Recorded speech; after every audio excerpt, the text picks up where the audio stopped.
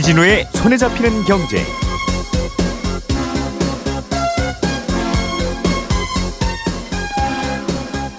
안녕하십니까, 이진우입니다. 손에 잡히는 경제가 뽑은 오늘의 숫자는 14만 5천 원입니다.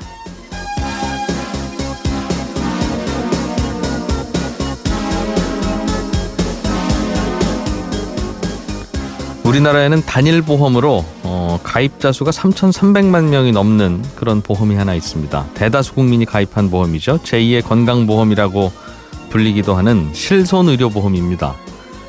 이 실손의료보험 가운데 보험료가 잘못 산정된 28만 명이 그동안 더 내왔던 보험료를 다음 달에 돌려받게 되는데요. 1인당 환급금 최고액이 14만 5천 원입니다.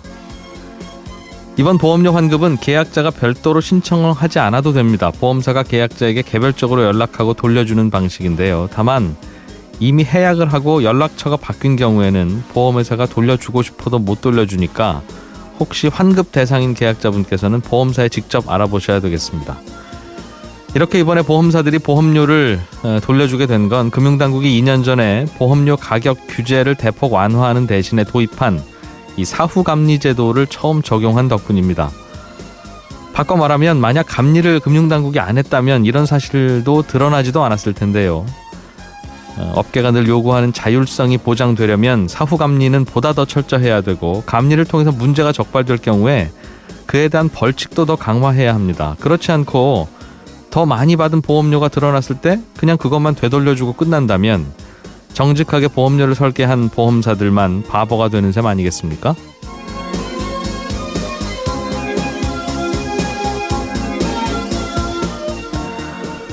9월 26일 손에 잡히는 경제입니다. 휴대폰 단말기 완전 자급제가 요즘 또 통신업계의 큰 이슈인데요. 이게 어떤 개념이고 도입이 되면 소비자들에게는 뭐가 더 나빠지고 뭐가 더 좋아지는지 자세하게 알아보겠습니다. 승진을 하거나 월급이 오르거나 기타 등등 다른 이유로 신용등급이 좋아지면 은행에 가서 대출금리를 내려달라고 요구할 수 있습니다. 그런데 은행에서 안 해준다고 하면 그럴 때는 어떻게 해야 됩니까? 라는 한 청취자분의 질문을 오늘 친절한 경제에서 풀어드리겠습니다. 광고 듣고 오겠습니다.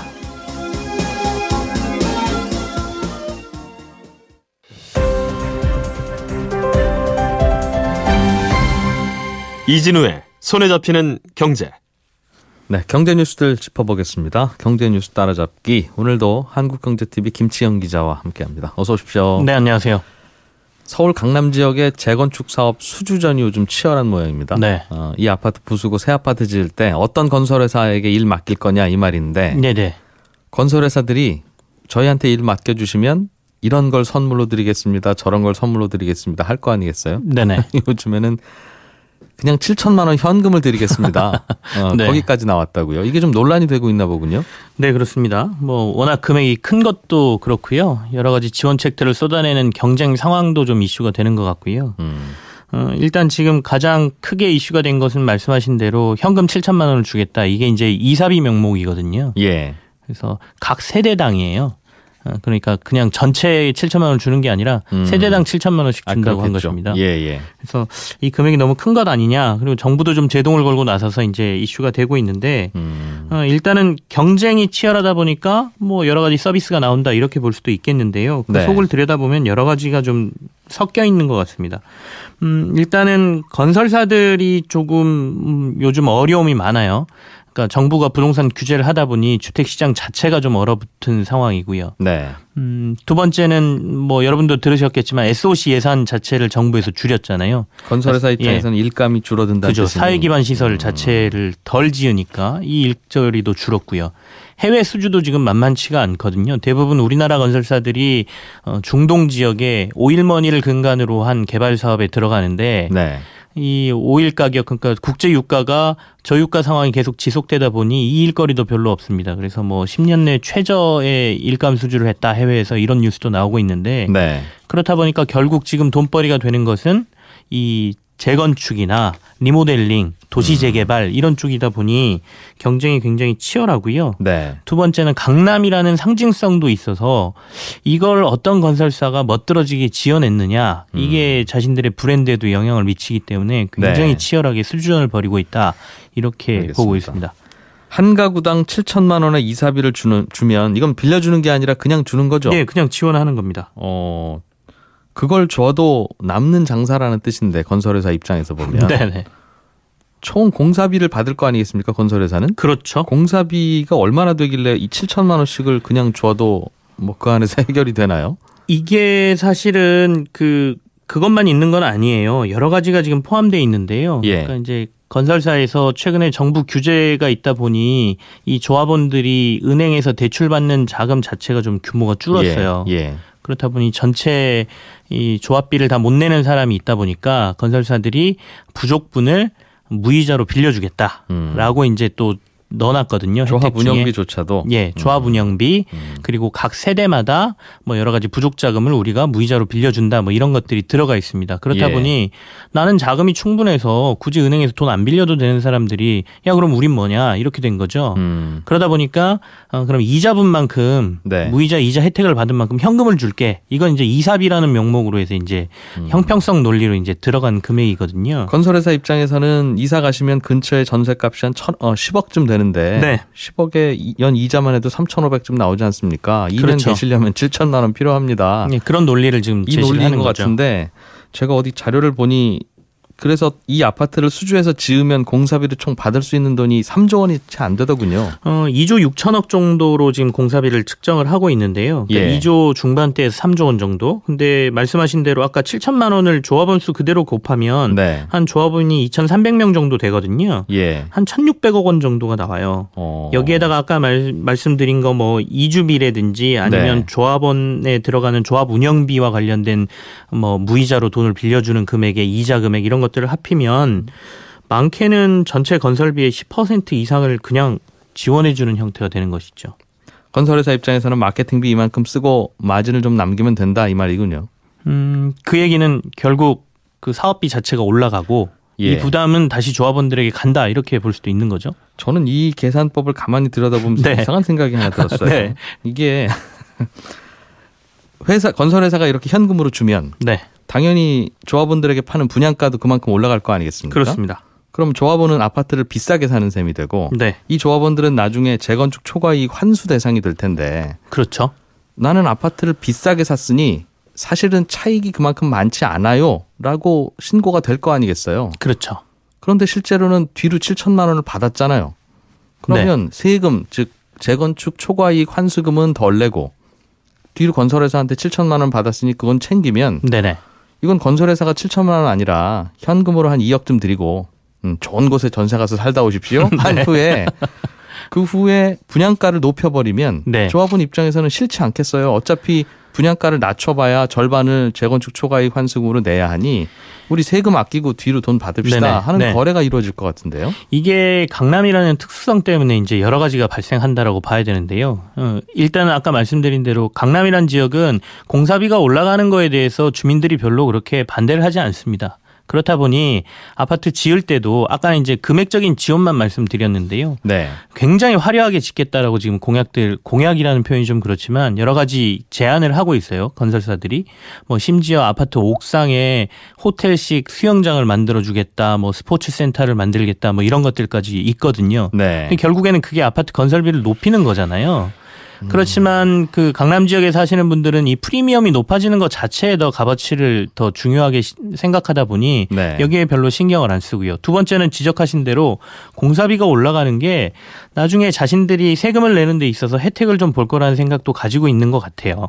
물론 이제 예. 이번 지원이나 이런 거에 대해서 국토부가 제재를 거니까 조합원들이 우리는 받지 않겠습니다라는 얘기는 했지만 이 건설비 자체가 올라가게 되면 나중에 이걸 팔아서 얻는 차익 자체가 건설비가 워낙 높다 보니까 줄게 돼 있거든요. 줄겠죠. 거기에 대해서 초과이익 환수 초과이익 환수 금액도 줄게 되기 때문에 뭐 나쁠 거 없다라고 서로 글쎄요. 생각하는 것 예. 같습니다. 초과이익 환수는 50%를 하게 돼 있는데 최대. 네. 7천만 원에 대해서는 증여세를 굳이 부과해 봐야 한 700만 원도 안 되니까 그렇죠. 남는 장사네요. 그래서 과거에 재건축 관련한 뉴스를 듣다 보면 네네. 주민들이 이주비 받고 다 떠났습니다. 이런 뉴스를 들은 적이 있습니다. 그러니까 이주비를 주는 게 관행 아니었어요? 맞습니다. 그러니까 이제 이사비하고 이주비가 조금 차이가 있는데요. 네. 지금까지는 대부분 이제 재건축을 하게 되면 이주비 지원들은 건설사들이 좀 해왔어요. 그러니까 아까 말씀드린 대로 잠시 다른 아파트에 살다가 나중에 이제 재개발이 끝나고 나면 재건축이 끝나고 나면 들어와서 살아야 되기 때문에 예. 일부 뭐 집을 구하고 월세를 내는 비용을 지원합니다. 이게 이제 1,000만 원을 보통 넘지를 않았었거든요. 그랬는데 이제 이번엔 이사비라고 해서 이주비는 이제 그 이주하는데 들어가는 비용에 대한 이자 같은 것을 지원해주는 비용이었고 예. 이사비는 아예 현금을 주는 거니까 완전히 차이가 있었고 명목이 뭐든 그러니까 리베이트를 지원은 주는 거군요, 지원이죠. 현금으로. 그리고 이제 금액 자체가 워낙 크다 보니 이번에는 이사비로 7천만 원이라는 게 적절한 이사비냐라는 것도 이제 국토부의 어떤 의견 중에 하나였죠. 네. 실손보험 가입 아까도 오프닝에서도 잠깐 얘기했습니다만 3,300만 명이나 가입을 했어요. 근데 그럼에도 불구하고 가입하고 싶어도 가입 못하는 분도 꽤 되더군요. 그렇습니다. 특히 나이 드신 분들은 지병이 있으면 안 받아주는 게 대부분이고 네. 엊그제 제가 들은 이야기인데 법적으로 안 받아줄 수는 없으니까 받아주라고 금감원에서도 그러니까 네네. 중간에 차일피일 자꾸 밀어서 그냥 안 받아주는 걸로 그런답니다. 그거는 기자들이 조금 취재를 해봐야 될 사안인 것 같은데, 예. 어쨌든 이제 만성 질환을 앓고 계신 분들은 보험을 가입하기가 힘들다. 이거는 대부분들 알고 계신 내용이잖아요. 만성 질환이라는 게 고혈압이라든지 당뇨 이런 것들이거든요. 네. 계속해서 지속적으로 치료도 받아야 되고, 두 번째는 이 만성 질환을 갖고 있으면 다른 질병으로의 발전 가능성이 높기 때문에 예. 보험사 입장에서는 이분들을 어느 정도의 보험료를 받고 가입을 시키느냐, 그리고 나중에 다른 질병으로의 이제 발전 가능성이 높기 때문에 위험성이 크다고 보는 거예요. 그래서 이제 만성 질환자들의 보험 자체를 가입을 거부해 왔었는데 정부랑 금융당국이 이런 보험 사각지대에 있는 사람들까지 보험을 가입할 수 있도록 하겠다라는 로드맵을 세우고 지금 진행을 하고 있거든요. 예. 그래서 내년 4월에 이 만성 질환이 있어도 2년 내 치료 이력이 없다라고 하면 실손보험에 가입할 수 있도록 하겠다. 관련된 상품을 내놓겠다라고 지금 그 금융당국이 얘기를 했습니다. 네. 그래서 그 내용을 들여다보면 보통은 실손보험은 최근 5년간 치료 이력을 따지거든요. 네. 근데 2년만 보겠다고 했으니까 이게 확 줄어든 것이고요. 그렇다면 도대체 그 치료 이력이 없다라는 게 뭘 말하는 것이냐. 그러니까 아까 말씀드린 만성질환이 있다 하더라도 최근 2년 동안 입원이나 수술을 받지 않았거나 네. 7일 이상 통원 치료를 하지 않았고 같은 병으로 30일 이상 투약 등 치료 이력이 없다라고 하면 보험에 충분히 가입할 수 있다. 이런 얘기가 큰 됩니다. 병 앓고 수술하거나 아주 오랫동안 치료받지 않았으면 가입할 수 있다는 말이네요. 그러니까 경증의 만성 질환을 앓고 있다라고 하면 보험 가입이 충분히 가능하다. 이런 얘기로 해석이 되고요. 예. 다만 일반 보험보다는 비용이 높을 수밖에 없습니다. 보험료는 비싸겠죠. 예, 그러니까 보통 일반 실손보험이 본인 부담률이 10에서 20%인데 본인 부담률도 한 30% 정도가 될 것 같고요. 앞서 말씀드린 대로 보험에 대한 손해율 자체도 이 그 만성 질환자들 같은 경우에는 유병자 보험은 좀 높을 수밖에 없기 때문에 네. 보험료 산정도 좀 높아질 것으로 보입니다. 시장주의자들의 시각에서는 이런 거 자꾸 보험회사 보고 강요하지 말고 네.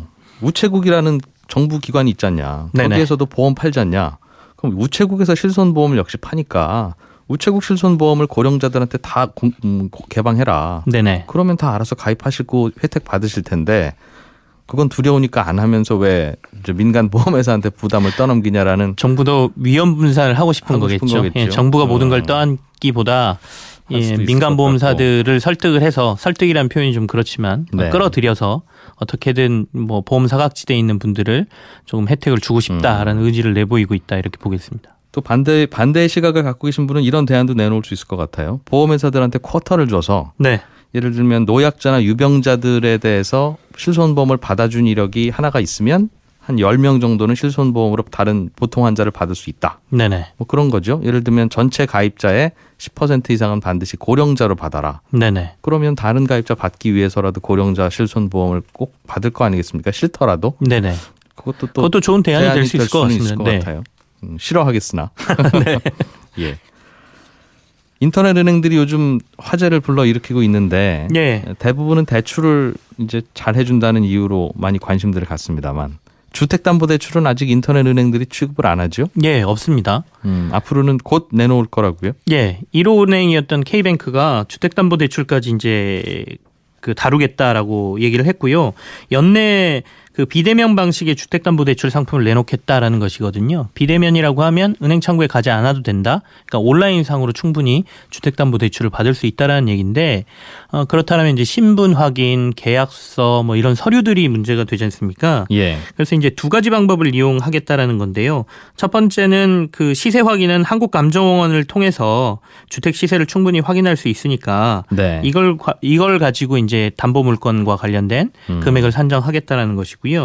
두 번째는 뭐 이미 인터넷 은행들이 신분 확인은 다 핸드폰이나 온라인으로 하고 있기 때문에 그건 문제가 안 될 것 같고 네. 다양한 서류들 같은 경우에는 지금 부동산 계약과 관련돼서 8월 1일부터 전자계약이라는 제도가 시행이 됐거든요. 네. 이걸 충분히 활용하겠다가 첫 번째고 두 번째는 그래도 전자계약을 하지 않는 분들은 네. 사진을 찍거나 계약서를 사진을 찍거나 예. 뭐 이런 방식으로 해서 확인하는 방법을 자신들이 마련해 보겠다라는 거예요. 아마도 서류 같은 건 다 전산으로 되어 있으니까 확인을 할 텐데 네. 제일 중요한 문제는 본인 확인을 정말 할 수 있느냐. 예. 쉽게 얘기하면 아버지 집, 어머니 집을 자식들이 아버지 저 휴대폰 잠깐만 쓰겠습니다. 예. 한 후에 대출 받을 수 있는 게 아니냐. 예.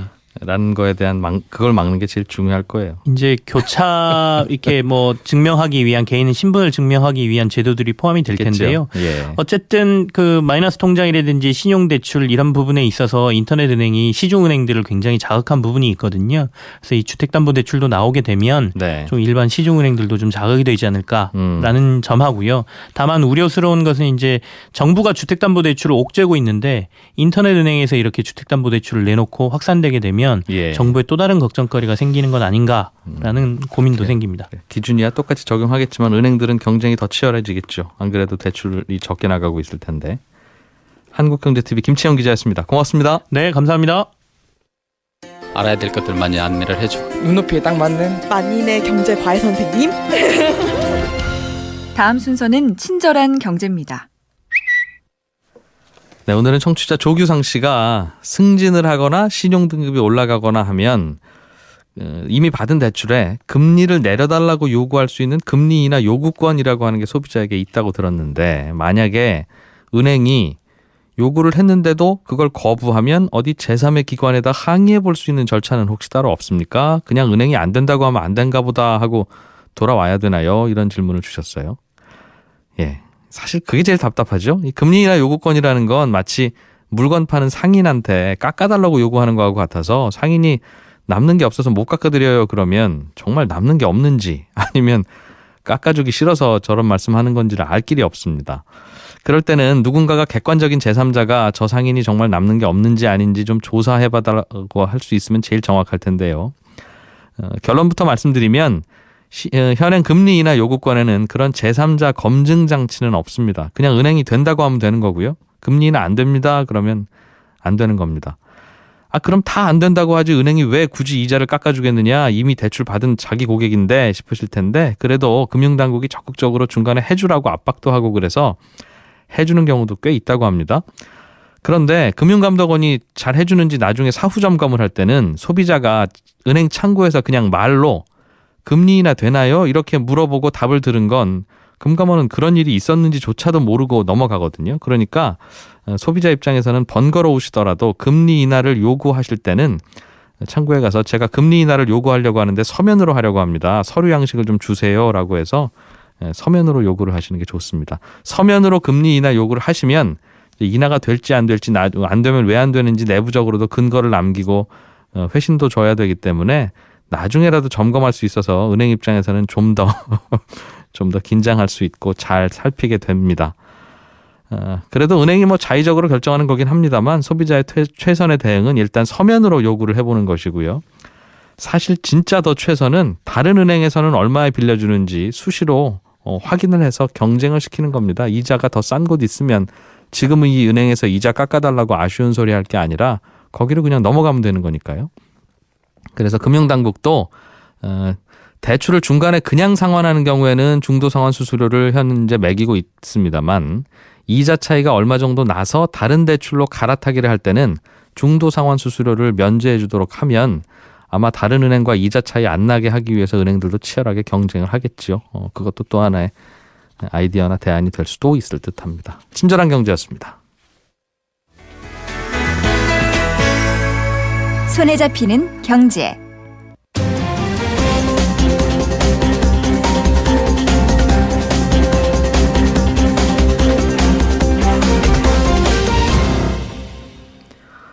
우리가 휴대폰을 하나 장만할 때는 지금은 그냥 대리점에 가서 휴대폰도 고르고 가입 신청서도 쓰고 이제 한 곳에서 다 하는데, 앞으로는 휴대폰은 휴대폰대로 따로 구입하고 또 통신 서비스 가입은 또 통신회사에서 따로 하는 그런 식으로 나누어서 하자. 이게 이름이 단말기 자급제, 완전 자급제라고 하는 건데요. 그걸 도입하자는 의견이 있습니다. 이게 되면 뭐가 좋아지는 거고 뭐가 나빠지는 건지, 또 정확히 어떤 것인지 좀 알아보려고요. 오늘은 착한텔레콤의 박종일 대표 모셨습니다. 어서 오십시오. 네, 안녕하십니까. 예, 지금은 뭐 휴대폰 하나 사려면 정가는 한 100만 원 정도 되는 최신 그렇죠. 단말기의 경우에는 그 정도 되는 단말기를 뭐 1년이나 2년 약정하면 어느 정도 보조금 줍니다 해서 그 보조금을 받고 거기서 그냥 가입을 하는데, 단말기 자급제라고 하는 건 단말기는 따로 사고 가입도 따로 하고 이제 이렇게 하자는 말이죠. 네, 맞습니다. 스마트폰 구매와 통신 서비스 가입을 분리하겠다라는 것입니다. 예. 다른 나라들은 이미 이렇게 하고 있는 나라가 더 많다면서요? 예, 대부분의 나라는 단말기 자급제가 이미 시장에서 형성되어 있고요. 네. 우리나라와 같이 선진국인 북유럽이나 혹은 서유럽, 북미 시장에서도 단말기 자급제 비중이 50%를 넘어가고 있습니다. 사실은 우리 생각해 보면 뭔가 가입해야 되는 거 있죠. 예를 들면 유선 방송이나 네. 초고속 인터넷이나 이것도 가입은 통신회사에 전화해서 하고, 그렇습니다. 컴퓨터는 있으세요? 그럼 고객님 그거는 묻지 마시고 내가 알아서 사겠습니다. TV는 있으세요? TV 내가 알아서 살게요. 이제 이런 식으로 분리해서 사는데, 휴대폰은 왜 애초부터 이렇게 묶어서 팔았던 겁니까? 즉 가입하는 곳에서 왜 휴대폰도 함께 구입하도록 했었어요? 두 가지 측면을 좀 봐야 될 것 같은데요. 애초에 태생부터 첫 번째는 봐야 됩니다. 1984년도에 한국의 이동통신 서비스가 시작되었는데요. 네. 최초의 서비스는 우리 자동차에 넣고 다니던 카폰이었습니다. 자동차 안에 핸드폰을 넣으려니까 설치하는 것도 어렵고 아무 데서나 할 수 없기 때문에 자연스럽게 통신회사에서 설치도 하고 가입도 했던 역사가 있었고요. 예. 그리고 단말기만 구매하는 것이 아니라 전산적으로 통신 서비스에 대한 가입 정보도 넣어야 되니까 자연스럽게 기술적인 측면에서 그런 측면이 어차피 있고요. 전화기 들고 한번 가셔야 되니. 네, 맞습니다. 그리고 산업적인 측면에서는 처음에 그렇게 했던 통신사들이나 혹은 단말기 제조사들이 이렇게 했더니 더 편하다, 혹은 본인들이 팔고 싶은 상품을 더 잘 팔 수가 있겠구나 하다 보니까 그런 산업적인 측면까지 더해지면서 30년이 넘는 동안 현재와 같은 유통체계가 이루어지고 있었습니다. 묶어서 팔면 뭐가 좋아요? 즉 업체들 입장, 업체라고 하면 휴대폰 제조사와 이동통신회사일 텐데 묶어서 팔면 왜 좋아요? 업체 입장에서는? 예를 들어서 MBC 같은 경우가 우리는 MBC 컨텐츠도 팔고 네. 텔레비전도 팔겠다. 이거를 엮으면 고객들한테 더 싸게 주겠다라고 해서 다른 방송국이나 다른 텔레비전 제조사들보다 더 많이 팔 수 있는 가능성이 생깁니다. 이게 이제 경제학적으로는 묶어서 판다는 번들링 거죠? 판매라고 하죠. 그러니까 둘 중에 하나라도 필요한 분은 우리한테 사야 되니까. 네, 맞습니다. 그리고 국내는 통신 서비스가 국가에서 주파수를 할당받는 일종의 규제 산업입니다.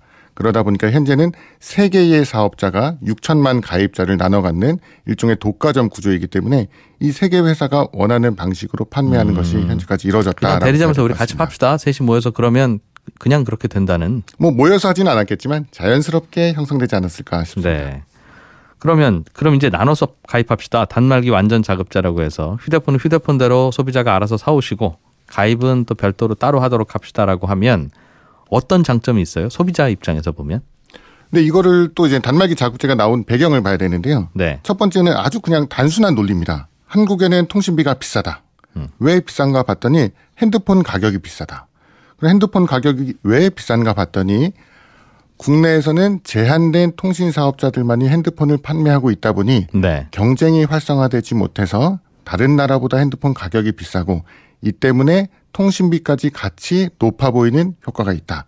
그래서 이 단말기도 경쟁적으로 판매하고 통신 서비스도 경쟁적으로 하게 되면 자연스럽게 가격이 낮춰지지 않을까. 즉 가계 통신비가 인하되지 않을까라는 이상적인 방향으로 시작을 했는데요. 결국에 소비자의 가장 큰 장점은 이상적인 대로 이론대로라고 하면 통신비도 낮춰지고 단말기 구매 비용도 낮춰지는 것이 맞습니다. 글쎄요. 근데 저는 그 설명을 여러 번 들었습니다만 통신 비용이 지금보다 낮춰지는 거는 통신사들의 경쟁이 치열해져야 되는데 통신사는 세 곳뿐이니 그건 뭐 그냥 비슷할 것 같고 뭐 심지어는 요금조차도 이제 정부가 통제도 하고 컨트롤하니까 뭐 그건 단말기는요. 휴대폰 단말기는 지금은 예를 들면 삼성전자는 휴대폰을 팔 수 있는 곳이 3개 통신사밖에 없지 않습니까? 네. 거꾸로 말하면 그 3개 통신사가 소비자들을 대신해서 공동구매를 대량으로 하는 건데 네. 그렇게 하면 당연히 삼성전자는 싸게 팔 수밖에 없겠죠. 거꾸로. 팔 수 있는 고객이 셋밖에 없으니 네. 저분들한테 안 팔면 우리는 안 되니까. 그러니까 공동구매하면 싸지는 것처럼 오히려 그렇게 하는 게 단말기를 싸게 구입하는 방법이고 개인적으로 여기저기 가서 5천만 국민들이 흩어져서 휴대폰을 사면 싸게 못 살 것 같은데요. 오히려 더.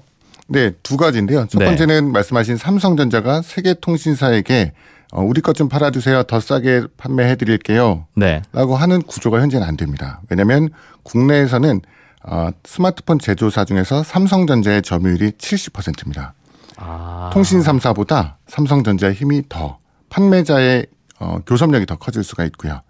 두 번째는 왜냐하면 소비자들이 굳이 그걸 원하는 분들이 많아서 그래요? 네, 국내에서는 삼성전자의 선호도가 유독 높습니다. 그렇다면 그건 그냥 전국에 무슨 뭐 가전 대리점 같은 곳에서 늘어놓고 팔아도 그 구조는 똑같은 거 아닙니까? 소비자들이 원하는 거는 당연히 비싸게 팔려고 할 테고. 네, 그러다 보니까 예. 삼성전자가 그렇게 판매하는 것보다는 통신사가 우리가 지원금을 더 줘서 삼성전자 단말기를 더 팔게 라고 해서 단말기를 받아오게 되는데 자, 문제는 아까 말씀하신 규모의 경제, 즉 세계 통신사가 삼성전자로부터 단말기를 많이 받아서 싸게 갖고 올 수 있다. 예. 가능한 시나리오입니다. 예. 실제로도 그렇게 이루어지고 있고요. 하지만 그 중간에 있는 통신사들도 수익을 추구하는 민간 기업입니다. 그렇겠죠. 한 본인이 단계 싸게 거치니까. 갖고 왔다 손치더라도 예. 그것을 그대로 고객한테 싸게 팔 것이냐 아니냐는 역시 통신사의 이해관계에 또 달라진다라고 볼 수 있습니다. 그렇죠. 그러다 보니까 단말기 자급제가 역시 이 이유에서도 기인하게 되는 겁니다. 그러면 지금은 통신사들이 제조사부터 싸게 가져올 수 있는 협상권은 있으니 싸게 가져올 수 있는데 싸게 가져온 만큼 본인들 마진 챙기고 소비자들한테는 정해진 가격에 주고 있으니 차라리 소비자들이 1대1로 가서 흥정하고 사오는 게 오히려 더 싸게 살 수 있겠다라고 생각하시는 겁니까? 네. 그리고 또 하나는 특정한 통신사나 특정한 제조사만이 독과점 형태로 운영되다 보면 네. 경쟁이 활성화되지 못해서 가격이 올라가는 것인데요. 비근한 예로 일본 시장을 좀 봐야 될 것 같습니다. 예. 이 단말기 자급제가 가장 안 되는 곳이 한국이랑 일본이 그랬는데요. 그랬던 일본마저도 최근에 바뀌고 있습니다. 일본에서도 역시 세계 통신사가 독과점 형태로 운영되다가 최근에는 한국의 알뜰폰과 같은 일본의 MVNO나 혹은 저가 통신사들이 활성화되고 있는데요. 거기서도 뭐 단말기 자급제가 활성화되고 중고폰 시장이 활성화되면서 최근에 저가 통신사랑 알뜰폰 회사들, MVNO 회사들이 TV 광고로 1,480엔, 즉 한국 돈으로 14,800원 요금제 경쟁을 TV 광고로 하고 있습니다. 아, 이 통사들이? 네. 세계의 기존 통신사들은 역시 고가의 요금제를 유지하지만 국내의 알뜰폰과 같은 새로운 대안이 일본에서도 성장했고요. 전년도 기준으로 일본에서 MVNO 가입자가 1,360만을 넘어설 정도로 한국보다 빠르게 경쟁이 활성화되고 있습니다. 우리나라도 알뜰폰 업체들은 굉장히 많은데 많죠. 그렇게는 안 나오는 것 같더군요. 네, 또 알뜰폰의 구조까지 가면 또 이 단말기 자급제에서 또 얘기가 벗어나기 때문에 알겠습니다. 예, 하나의 대안이 될 수 알뜰폰 있다는 이야기는 것은 다음에 확실합니다. 드리죠. 네. 그러면 알겠습니다. 이렇게 그럼 자급제로 분리해서 사고 팔자는 거에 대해서 이동통신 회사들이나 휴대폰 제조업체들은 어떻게 반응하고 있어요? 찬성이에요, 반대예요? 소비자 입장에서는 그들이 반대하는 걸 하면 이길 것 같은데. 이게 이제 속마음과 네. 얼굴 표정이 또 다릅니다. 예. 네. 예를 들면 통신 3사 같은 경우는 기존에는 매우 부정적이었습니다. 자기네들이 20년, 30년 동안 열심히 구축해 놓은 유통망을 네. 왜 와해시키려고 하느냐. 왜냐하면 그들은 이동통신만 파는 게 아니고 스마트폰도 팔지만 뭐 집전화, 네. 인터넷 그리고 IPTV와 같은 것을 역시 교차 판매, 번들 판매를 하고 있고요. 아무튼 변화가 싫겠죠. 그렇죠. 예. 그리고 또 이 유통 기반으로 신사업이라고 할 수 있는 사물 인터넷 유통까지도 확산하고 싶은데 그런데 또 하나는 통신 3사마다 유통망이 다르다 보니까 저마다 또 계산 방식이 또 다릅니다.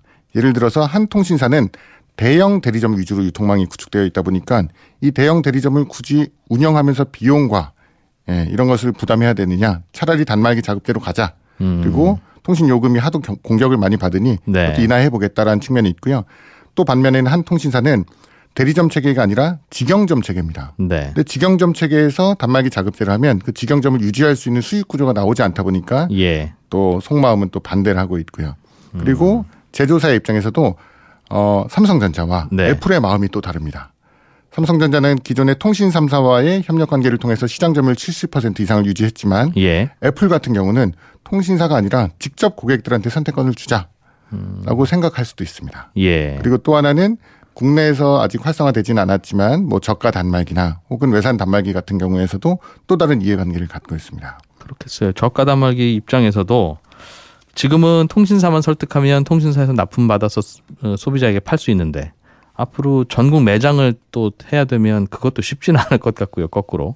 근데 또 재밌는 것은 미국의 사례도 또 봐야 되는데요. 미국 최대 전자상거래 업체인 아마존닷컴에서 판매하는 LTE 스마트폰 중에서 가장 판매량이 높은 것은 삼성전자나 애플 단말기가 아니라 블루라는 브랜드가 있습니다. 이 브랜드는 아마존 판매량이 30%가 넘어가고 있는데요. 가장 많이 팔리는 LTE 스마트폰 가격이 $80입니다. 한국 돈으로 9만 원 정도 수준인 거죠. 알겠습니다. 소비자들에게는 어떻게 될지는 해봐야 알겠군요. 가장 네, 반발하는 분들이 지금 휴대폰 대리점 하시는 분들. 길거리에서도 네, 파시고 뭐 많은데 네. 그분들은 그러면 우리의 역할이 줄지 않느냐라고 항의를 하시는 것 같은데 이건 왜 그렇습니까? 예를 들면 단말기 자급제는 하더라도 단말기는 어디 다른 데서 인터넷으로 구입하든지 하더라도 가입은 어딘가 가서 해야 되니 지금 대리점에서 가입을 시키고 가입에 대한 수당을 받으면 안 돼요?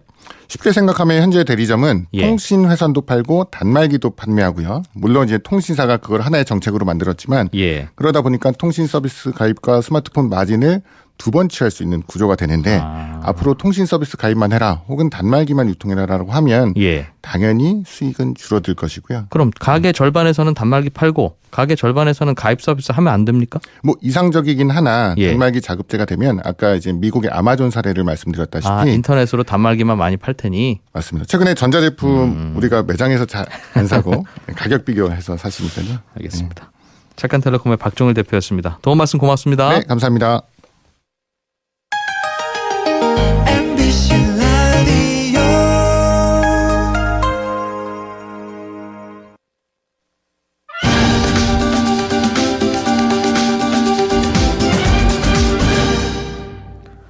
해외에서 발행되는 경제 매거진들 중에 우리가 알고 있으면 좋은 기사 실린 것들 전해서 골라서 전해드립니다. 외신 인사이트 오늘은 한양대학교 국제학부 이정우 교수 함께합니다. 어서 오십시오. 네, 안녕하세요.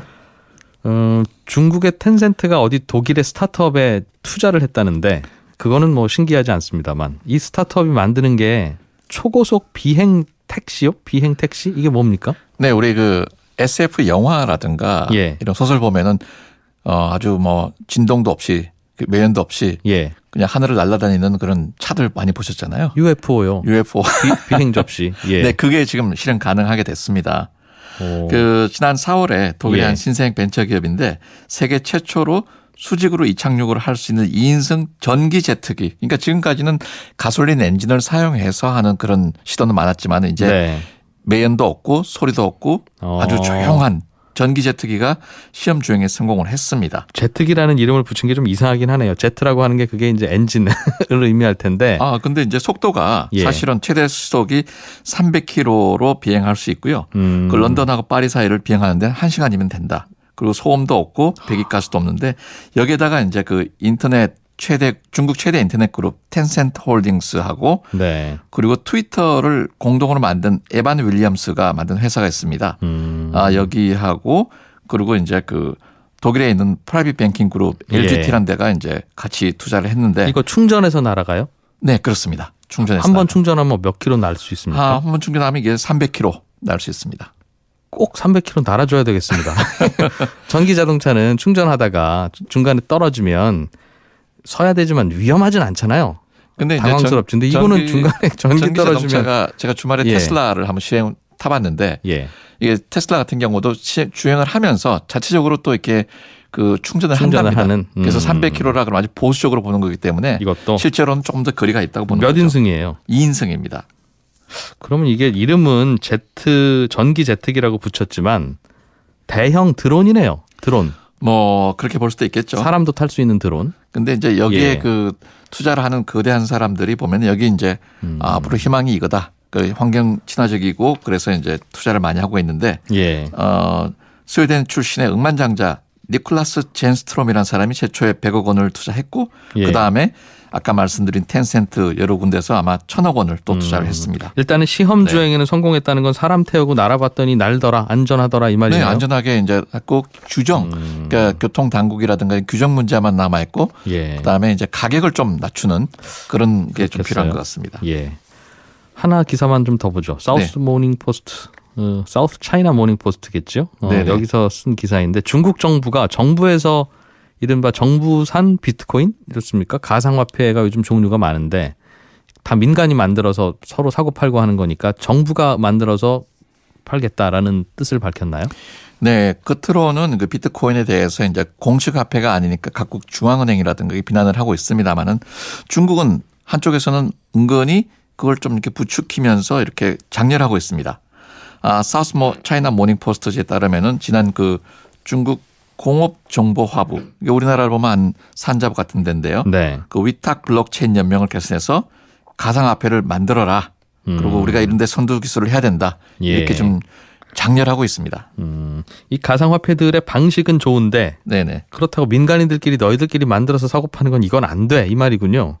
그렇죠. 일단 이런 추세가 일어나는 거는 좋은데 그럴 것 같으면 정부가 우리가 만들어 줄 테니까 테두리 안에서 해라. 이런 뜻으로 이제 정부가 직접 나서서 장려를 하고 있습니다. 그래서 이제 실제로 보면은 연구소도 만들고 그리고 이제 그 금융연구소장 인민은행 같은 경우는 블록체인을 빨리 해야 된다. 이런 식으로 이제 공식적으로 말을 하고 있습니다. 애초부터 이게 많이 등장하고 했을 때 저도 수년 전부터 방송에서도 다루고 봤습니다만 방식은 선진적일 수 있고 화폐로도 사용될 수도 있는데 만약 화폐로 사용된다면 정부에서 발행하지 지금 민간에서 발행하는 걸 그냥 두지 않을 것이다 결코. 그렇습니다. 그렇지 않겠어요? 예를 들면 돈이라는 걸 우리 새롭게 좀 찍읍시다. 종이돈 네모가 아니라 세모난 종이 썼더니 아주 유용합니다라고 한다면 오케이 그 아이디어는 좋아. 그럼 우리가 조폐공사에서 세모난 종이를 찍지 기존에 쓰던 거 그냥 돈으로 씁시다 하겠어요. 그런데 인민은행 같은 경우는 사실은 우리가 G2라 그러지만은 지금 돈으로는 우리 달러를 가지고 있는 미국이 전 세계를 장악하고 있지 않습니까? 그 달러가 기준 통화인데 그게 대항할 수 있는 아주 세계 통용적인 돈이 이제 그 가상화폐이기 때문에 그쪽으로 좀 장렬해서 달러에 좀 대항을 해보자 이렇게 지금 하고 있고 실제로 이건 그러면 중국 정부가 이 가상화폐에 좀 열풍이 부는 가상화폐에 대해서 본격적으로 단속에 나섰다고 봐야 되는 거겠죠? 단속이라는 거는 그 가상화폐를 이용해서 개인들이 이제 돈을 모으는 거를 그 IOC 그러니까 Initial Coin Offering 우리가 IPO라 그러면 주식을 상장하는 거 아닙니까? ICO죠 그러면. 그러니까 ICO죠. 화폐를 공개해서 하는 개인들이 하는 거는 지금 단속을 하고 있습니다. 그러니까 개인들이 어떤 가상화폐를 마구 만들어서 사람들에게 공개적으로 분양하고 파는 그거는 못하게 하지만은 그 자체를 중국 정부가 하겠다는 거죠. 그걸 못하게 하면 이제 새로운 가상화폐가 태어나서 유통되는 것 자체가 안 될 테니.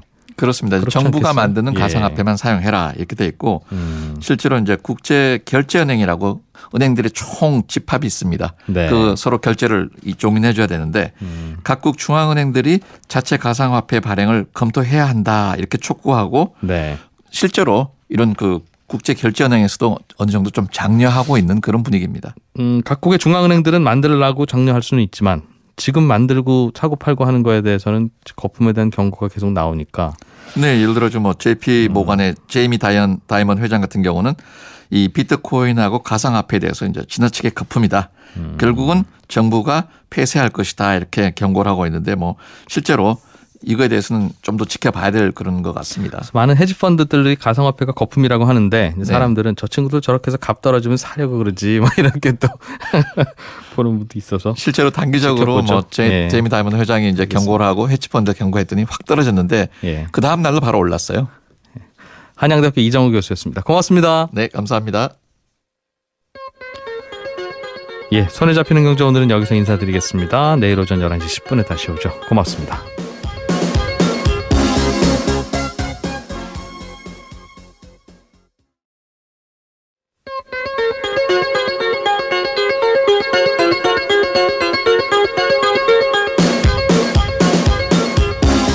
이진우의 손에 잡히는 경제.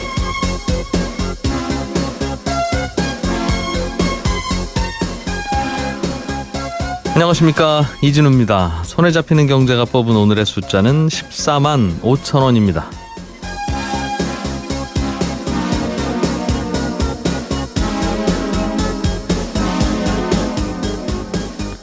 우리나라에는 단일 보험으로 가입자 수가 3,300만 명이 넘는 그런 보험이 하나 있습니다. 대다수 국민이 가입한 보험이죠. 제2의 건강보험이라고 불리기도 하는 실손의료보험입니다.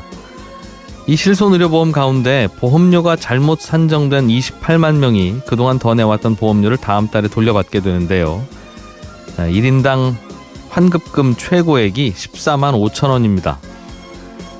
이번 보험료 환급은 계약자가 별도로 신청을 하지 않아도 됩니다. 보험사가 계약자에게 개별적으로 연락하고 돌려주는 방식인데요. 다만 이미 해약을 하고 연락처가 바뀐 경우에는 보험회사가 돌려주고 싶어도 못 돌려주니까 혹시 환급 대상인 계약자분께서는 보험사에 직접 알아보셔야 되겠습니다. 이렇게 이번에 보험사들이 보험료를 돌려주게 된 건 금융당국이 2년 전에 보험료 가격 규제를 대폭 완화하는 대신에 도입한 이 사후감리 제도를 처음 적용한 덕분입니다. 바꿔 말하면 만약 감리를 금융당국이 안 했다면 이런 사실도 드러나지도 않았을 텐데요.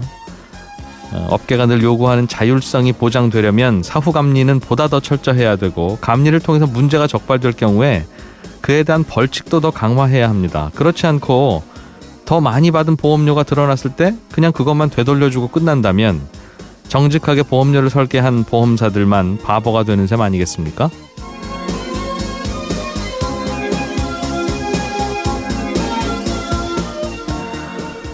9월 26일 손에 잡히는 경제입니다. 휴대폰 단말기 완전 자급제가 요즘 또 통신업계의 큰 이슈인데요. 이게 어떤 개념이고 도입이 되면 소비자들에게는 뭐가 더 나빠지고 뭐가 더 좋아지는지 자세하게 알아보겠습니다.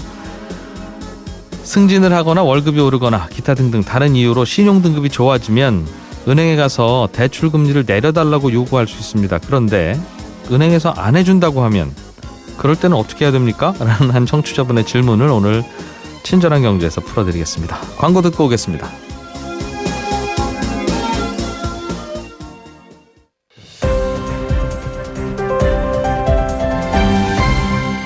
이진우의 손에 잡히는 경제. 네, 경제 뉴스들 짚어보겠습니다. 경제 뉴스 따라잡기. 오늘도 한국경제TV 김치영 기자와 함께합니다. 어서 오십시오. 네, 안녕하세요. 서울 강남 지역의 재건축 사업 수주전이 요즘 치열한 모양입니다. 네. 이 아파트 부수고 새 아파트 지을 때 어떤 건설회사에게 일 맡길 거냐 이 말인데 네네. 건설회사들이 저희한테 일 맡겨주시면 이런 걸 선물로 드리겠습니다. 저런 걸 선물로 드리겠습니다. 할 거 아니겠어요? 네네. 요즘에는 그냥 7천만 원 현금을 드리겠습니다. 네. 거기까지 나왔다고요. 이게 좀 논란이 되고 있나 보군요. 네, 그렇습니다. 워낙 금액이 큰 것도 그렇고요. 여러 가지 지원책들을 쏟아내는 경쟁 상황도 좀 이슈가 되는 것 같고요. 일단 지금 가장 크게 이슈가 된 것은 말씀하신 대로 현금 7천만 원을 주겠다. 이게 이제 이사비 명목이거든요. 예. 그래서 각 세대당이에요. 그러니까 그냥 전체에 7천만 원을 주는 게 아니라 세대당 7천만 원씩 준다고 한 것입니다. 예. 그래서 이 금액이 너무 큰 것 아니냐. 그리고 정부도 좀 제동을 걸고 나서서 이제 이슈가 되고 있는데 일단은 경쟁이 치열하다 보니까 여러 가지 서비스가 나온다 이렇게 볼 수도 있겠는데요. 그 속을 들여다보면 여러 가지가 좀 섞여 있는 것 같습니다. 일단은 건설사들이 조금 요즘 어려움이 많아요. 그러니까 정부가 부동산 규제를 하다 보니 주택시장 자체가 좀 얼어붙은 상황이고요. 네. 두 번째는 여러분도 들으셨겠지만 SOC 예산 자체를 정부에서 줄였잖아요. 건설회사 입장에서는 일감이 줄어든다는 그죠. 사회기반 시설 자체를 덜 지으니까 이 일자리도 줄었고요. 해외 수주도 지금 만만치가 않거든요. 대부분 우리나라 건설사들이 중동 지역에 오일머니를 근간으로 한 개발 사업에 들어가는데 네. 이 오일 가격 그러니까 국제 유가가 저유가 상황이 계속 지속되다 보니 이 일거리도 별로 없습니다. 그래서 10년 내 최저의 일감 수주를 했다 해외에서 이런 뉴스도 나오고 있는데 네. 그렇다 보니까 결국 지금 돈벌이가 되는 것은 이 재건축이나 리모델링, 도시 재개발 이런 쪽이다 보니 경쟁이 굉장히 치열하고요. 네. 두 번째는 강남이라는 상징성도 있어서 이걸 어떤 건설사가 멋들어지게 지어냈느냐 이게 자신들의 브랜드에도 영향을 미치기 때문에 굉장히 치열하게 수주전을 벌이고 있다 이렇게 알겠습니다. 보고 있습니다. 한 가구당 7천만 원의 이사비를 주면 이건 빌려주는 게 아니라 그냥 주는 거죠? 네, 그냥 지원하는 겁니다. 그걸 줘도 남는 장사라는 뜻인데 건설회사 입장에서 보면. 네네. 총 공사비를 받을 거 아니겠습니까? 건설회사는? 그렇죠. 공사비가 얼마나 되길래 이 7천만 원씩을 그냥 줘도 뭐 그 안에서 해결이 되나요?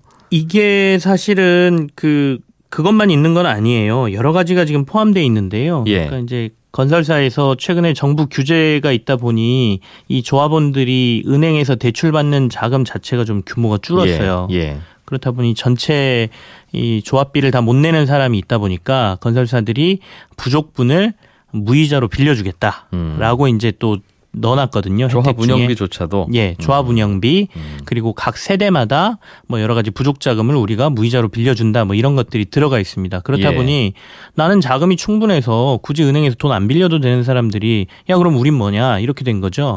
그러다 보니까 그럼 이자분만큼 네. 무이자 이자 혜택을 받은 만큼 현금을 줄게. 이건 이제 이삽이라는 명목으로 해서 이제 형평성 논리로 이제 들어간 금액이거든요. 건설회사 입장에서는 이사 가시면 근처에 전세값이 한 10억쯤 되는데 네. 10억에 연 이자만 해도 3,500쯤 나오지 않습니까? 2년 그렇죠. 계시려면 7천만 원 필요합니다. 네, 그런 논리를 지금 이 제시를 논리인 하는 것 거죠. 같은데 제가 어디 자료를 보니 그래서 이 아파트를 수주해서 지으면 공사비를 총 받을 수 있는 돈이 3조 원이 채 안 되더군요. 2조 6천억 정도로 지금 공사비를 측정을 하고 있는데요. 그러니까 예. 2조 중반대에서 3조 원 정도. 근데 말씀하신 대로 아까 7천만 원을 조합원 수 그대로 곱하면 네. 한 조합원이 2,300명 정도 되거든요. 예. 한 1,600억 원 정도가 나와요. 여기에다가 아까 말씀드린 거 뭐 이주비라든지 아니면 네. 조합원에 들어가는 조합 운영비와 관련된 뭐 무이자로 돈을 빌려주는 금액의 이자 금액 이런 것들을 합히면 많게는 전체 건설비의 10% 이상을 그냥 지원해주는 형태가 되는 것이죠. 건설회사 입장에서는 마케팅비 이만큼 쓰고 마진을 좀 남기면 된다 이 말이군요. 그 얘기는 결국 그 사업비 자체가 올라가고 예. 이 부담은 다시 조합원들에게 간다 이렇게 볼 수도 있는 거죠. 저는 이 계산법을 가만히 들여다보면서 네. 이상한 생각이 하나 들었어요. 네. 이게 건설회사가 이렇게 현금으로 주면 네, 당연히 조합원들에게 파는 분양가도 그만큼 올라갈 거 아니겠습니까? 그렇습니다. 그럼 조합원은 아파트를 비싸게 사는 셈이 되고 네, 이 조합원들은 나중에 재건축 초과이익 환수 대상이 될 텐데 그렇죠. 나는 아파트를 비싸게 샀으니 사실은 차익이 그만큼 많지 않아요 라고 신고가 될 거 아니겠어요. 그렇죠. 그런데 실제로는 뒤로 7천만 원을 받았잖아요. 그러면 세금 즉 재건축 초과이익 환수금은 덜 내고 뒤로 건설회사한테 7천만 원 받았으니 그건 챙기면 네네. 이건 건설회사가 7천만 원 아니라 현금으로 한 2억쯤 드리고 좋은 곳에 전세 가서 살다 오십시오. 한 후에 그 후에 분양가를 높여버리면 네. 조합원 입장에서는 싫지 않겠어요. 어차피 분양가를 낮춰봐야 절반을 재건축 초과이익 환수금으로 내야 하니 우리 세금 아끼고 뒤로 돈 받읍시다 네네. 하는 네. 거래가 이루어질 것 같은데요. 이게 강남이라는 특수성 때문에 이제 여러 가지가 발생한다라고 봐야 되는데요. 일단은 아까 말씀드린 대로 강남이라는 지역은 공사비가 올라가는 거에 대해서 주민들이 별로 그렇게 반대를 하지 않습니다. 그렇다 보니 아파트 지을 때도 아까 이제 금액적인 지원만 말씀드렸는데요. 네. 굉장히 화려하게 짓겠다라고 지금 공약이라는 표현이 좀 그렇지만 여러 가지 제안을 하고 있어요. 건설사들이 뭐 심지어 아파트 옥상에 호텔식 수영장을 만들어 주겠다, 뭐 스포츠 센터를 만들겠다, 뭐 이런 것들까지 있거든요. 네. 결국에는 그게 아파트 건설비를 높이는 거잖아요. 그렇지만 그 강남 지역에 사시는 분들은 이 프리미엄이 높아지는 것 자체에 더 값어치를 더 중요하게 생각하다 보니 네. 여기에 별로 신경을 안 쓰고요. 두 번째는 지적하신 대로 공사비가 올라가는 게 나중에 자신들이 세금을 내는 데 있어서 혜택을 좀 볼 거라는 생각도 가지고 있는 것 같아요. 그렇겠죠. 물론 이제 예. 이번 지원이나 이런 거에 대해서 국토부가 제재를 거니까 조합원들이 우리는 받지 않겠습니다라는 얘기는 했지만 이 건설비 자체가 올라가게 되면 나중에 이걸 팔아서 얻는 차익 자체가 건설비가 워낙 높다 보니까 줄게 돼 있거든요. 줄겠죠. 거기에 대해서 초과이익 환수 초과이익 환수 금액도 줄게 되기 때문에 뭐 나쁠 거 없다라고 서로 생각하는 것 같습니다. 초과이익 환수는 50%를 하게 돼 있는데 최대. 네. 7천만 원에 대해서는 증여세를 굳이 부과해 봐야 한 700만 원도 안 되니까. 그렇죠. 장사네요. 그래서 과거에 재건축 관련한 뉴스를 듣다 보면 네네. 주민들이 이주비 받고 다 떠났습니다. 이런 뉴스를 들은 적이 있습니다. 그러니까 이주비를 주는 게 관행 아니었어요? 맞습니다. 그러니까 이제 이사비하고 이주비가 조금 차이가 있는데요. 네. 지금까지는 대부분 이제 재건축을 하게 되면 이주비 지원들은 건설사들이 좀 해왔어요. 그러니까 아까 말씀드린 대로 잠시 다른 아파트에 살다가 나중에 이제 재개발이 끝나고 나면 재건축이 끝나고 나면 들어와서 살아야 되기 때문에 예. 일부 뭐 집을 구하고 월세를 내는 비용을 지원합니다. 이게 이제 1,000만 원을 보통 넘지를 않았었거든요. 그랬는데 이제 이번엔 이사비라고 해서 이주비는 이제 그 이주하는데 들어가는 비용에 대한 이자 같은 것을 지원해주는 비용이었고 예. 이사비는 아예 현금을 주는 거니까 완전히 차이가 있었고 명목이 뭐든 그러니까 리베이트를 지원은 주는 거군요, 지원이죠. 현금으로. 네. 그리고 이제 금액 자체가 워낙 크다 보니 이번에는 이사비로 7천만 원이라는 게 적절한 이사비냐라는 것도 이제 국토부의 어떤 의견 중에 하나였죠. 네. 실손보험 가입 아까도 오프닝에서도 잠깐 얘기했습니다만 3,300만 명이나 가입을 했어요. 근데 그럼에도 불구하고 가입하고 싶어도 가입 못하는 분도 꽤 되더군요. 그렇습니다. 특히 나이 드신 분들은 지병이 있으면 안 받아주는 게 대부분이고 네. 엊그제 제가 들은 이야기인데 법적으로 안 받아줄 수는 없으니까 받아주라고 금감원에서도 그러니까 네네. 중간에 차일피일 자꾸 밀어서 그냥 안 받아주는 걸로 그런답니다. 그거는 기자들이 조금 취재를 해봐야 될 사안인 것 같은데 예. 어쨌든 이제 만성질환을 앓고 계신 분들은 보험을 가입하기가 힘들다. 이거는 대부분들 알고 계신 내용이잖아요. 만성질환이라는 게 고혈압이라든지 당뇨 이런 것들이거든요. 네. 계속해서 지속적으로 치료도 받아야 되고 두 번째는 이 만성질환을 갖고 있으면 다른 질병으로의 발전 가능성이 높기 때문에 예. 보험사 입장에서는 이분들을 어느 정도의 보험료를 받고 가입을 시키느냐 그리고 나중에 다른 질병으로의 이제 발전 가능성이 높기 때문에 위험성이 크다고 보는 거예요. 그래서 이제 만성질환자들의 보험 자체를 가입을 거부해 왔었는데 정부랑 금융당국이 이런 보험 사각지대에 있는 사람들까지 보험을 가입할 수 있도록 하겠다라는 로드맵을 세우고 지금 진행을 하고 있거든요. 예. 그래서 내년 4월에 이 만성질환이 있어도 2년 내 치료 이력이 없다라고 하면 실손보험에 가입할 수 있도록 하겠다. 관련된 상품을 내놓겠다라고 지금 그 금융당국이 얘기를 했습니다. 네. 그래서 그 내용을 들여다보면 보통은 실손보험은 최근 5년간 치료 이력을 따지거든요. 네. 근데 2년만 보겠다고 했으니까 이게 확 줄어든 것이고요. 그렇다면 도대체 그 치료 이력이 없다라는 게 뭘 말하는 것이냐.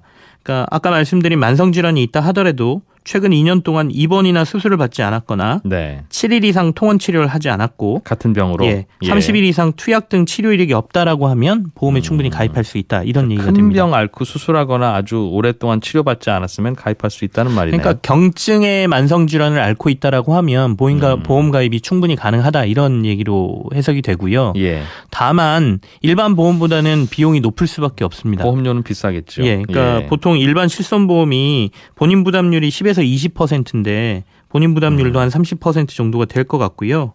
앞서 말씀드린 대로 보험에 대한 손해율 자체도 이 그 만성질환자들 같은 경우에는 유병자 보험은 좀 높을 수밖에 없기 때문에 네. 보험료 산정도 좀 높아질 것으로 보입니다. 시장주의자들의 시각에서는 이런 거 자꾸 보험회사 보고 강요하지 말고 네. 우체국이라는 정부 기관이 있지 않냐. 거기에서도 보험 팔지 않냐. 그럼 우체국에서 실손보험을 역시 파니까 우체국 실손보험을 고령자들한테 다 개방해라. 네네. 그러면 다 알아서 가입하시고 혜택 받으실 텐데 그건 두려우니까 안 하면서 왜 민간 보험회사한테 부담을 떠넘기냐라는. 정부도 위험 분산을 하고 싶은 거겠죠. 예, 정부가 모든 걸 떠안기보다 민간 보험사들을 설득을 해서, 설득이라는 표현이 좀 그렇지만 끌어들여서 어떻게든 뭐 보험 사각지대에 있는 분들을 조금 혜택을 주고 싶다라는 의지를 내보이고 있다, 이렇게 보겠습니다. 또 반대의 시각을 갖고 계신 분은 이런 대안도 내놓을 수 있을 것 같아요. 보험회사들한테 쿼터를 줘서 예를 들면 노약자나 유병자들에 대해서 실손보험을 받아준 이력이 하나가 있으면 한 10명 정도는 실손보험으로